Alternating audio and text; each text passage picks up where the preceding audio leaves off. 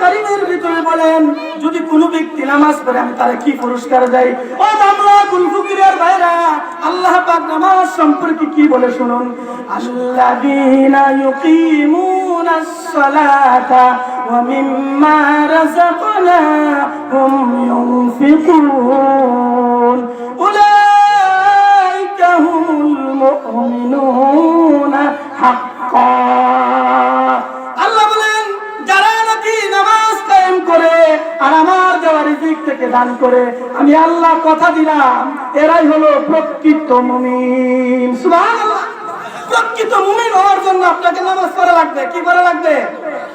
আল্লাহ নবী বলেন মান হাফাজা আলাইহা কানাত লাহু নূরান ওয়া বুরহানান ওয়া নাজাতান ইয়াউমাল কিয়ামাহ।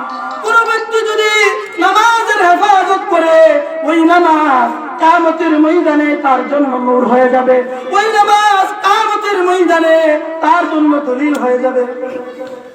ওই নামাজ কিয়ামতের ময়দানে জাহান্নাম থেকে নাজাত দিয়া জান্নাতি বানায় দিবে। আর যদি কোনো ব্যক্তি নামাজ না পড়ে, মাল কারুন, ফিরাউন, হামান, উবাই ইবনুল খালফ এই সমস্ত ব্যক্তিদের সঙ্গে তার হাসর কি হবে? আপনারা বলেন তো, ফিরাউন এই দেশের সবচেয়ে বড় বুজুর্গ ছিল, নমরুদ সবচেয়ে বড় বুজুর্গ ছিল, হামান সবচেয়ে বড় বুজুর্গ ছিল, উবাই ইবনে খালফ সবচেয়ে বড় বুজুর্গ ছিল। এই দুনিয়ায় যদি সবচেয়ে বড় শয়তানের নানা আর দাদা বাবা থাকে, একমাত্র ফিরাউন, নমরুদ, হামান, উবাই ইবনে খালফ। যারা নামাজ না পড়ে তাদের হাসর হবে ফিরাউনের সঙ্গে, হামানের সঙ্গে, উবাই ইবনে খালফের সঙ্গে। সুতরাং আমাদেরকে নামাজ পড়ার দরকার আছে না নাই? ছোট্ট একটা হাদিস বলে আমি সংক্ষেপ করতেছি, শেষ করে দেব। আল্লাহর নবী বলেন আরাইতুম লাউ আন্না নাহরান বিবাবি আহাদিকুম ইয়াগতাসিলু ফীহি কুল্লা ইয়াউমিন খামসান। তোমাদের ঘরের সামনে, ঘরের দরজার সামনে যদি একটি নহর অথবা একটি নদী অথবা একটা পুষ্করী থাকে, আর সেই নহরে, সেই ঝর্ণাতে যদি তুমি কমসে কম প্রত্যেক দিনে 5 বার গোসল করো, হালিয়া বাকা মিনদারমিহি শাইউন, তাহলে কি তোমার গায়ে কোনো প্রকার ময়লা থাকবে? তাই আপনারা কি বলেন, 5 বার গোসল দিলে কোন ব্যক্তির শরীরে ময়লা থাকবে? আমার নবীজি বলেন কোন ব্যক্তি যদি প্রত্যেক দিন 5 বার নামাজ পড়ে, তাহলে ওই ব্যক্তির জিন্দেগিতে আর কোনো গুনাহ থাকে না।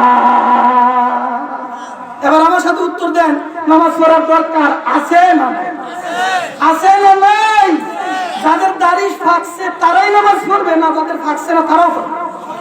বিশেষ করে এই দামলা গুলফুকুরিয়া তাকওয়া সংগঠনের ব্যক্তিরা আপনারা নামাজি হবেন, আপনারা নামাজ পড়বেন এবং নামাজের উপদেশ দিবেন। আর এই নামাজ এর জন্য আপনার পরিবার, সমাজ, রাষ্ট্র সবাইকে আদেশ করবে। নবীজি বলেন মুরু আওলাদুকুম বিসসালাতি, তুমি তোমার সন্তানকে নামাজের আদেশ করো। 7 বছর হইলে, 10 বছর হইলে তুমি পিটা লাগাও, 10 বছর বাহিরে গেলে তুমি তার বিছানা আলাদা করে দাও। সুবহানাল্লাহি ওয়া বিহামদিহি। সুতরাং আমার এই অল্প কিছু বাংলা সূরার কথা আপনাদের সামনে কোরআন ও হাদিস থেকে রেখে গেলাম। আপনাদের কাছে আমার অনুরোধ রয়ে গেল, আপনাদের প্রত্যেকটা মানুষকে আমার মতন, এবং এই এলাকায় 4-5টা মসজিদ আছে, সবাই সমস্ত ইমাম সাহেব যেন গর্ব করে বলতে পারে আমার মহল্লা প্রত্যেকটা মুসলমান পুরুষ যুবকেরা মসজিদের জামাতের সাথে এসে নামাজ পড়ে, এই কথা যাতে বলতে পারে। আমার কাছে অনেক রিপোর্ট যায় যে এই এলাকার মানুষেরা নামাজ পড়ে না। এদের সম্পর্ক ক্লান্ডুর, এদের সম্পর্ক তাস খেলা, সিনেমা খেলা, শাস্ত্র পয়সা, তার বদনাম করে যায়। এইগুলো থেকে আমাদের প্রত্যেকটা মুসলমান নর নারী, যুবক যুবতীদেরকে আল্লাহ পাক রব্বুল আলামিন হেফাজত করুন।